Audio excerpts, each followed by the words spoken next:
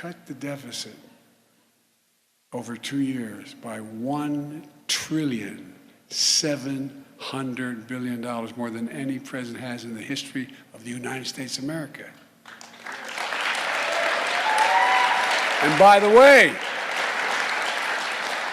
the last guy who had this job, he increased it by $2 trillion, the deficit on his debt. I have gotten, if you no reason why you should know anything about me, but I've gotten on well with my Republican colleagues over the years, for real. Good relationships. But this ain't your father's Republican Party. This is what I call the MAGA Republicans. The MAGA Republicans in Congress threaten to undo all this progress. They're putting our economy in jeopardy by threatening to refuse to pay America's bills that took 200 years to accumulate now, by the way. Not this year's, last year's, 200 years.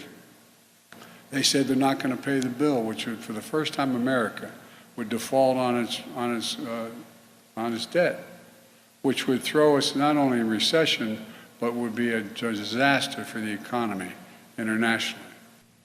They want to cut taxes. Based on what we know so far, their plans would explode the deficit, increasing it by more than $3 trillion in the next 10 years.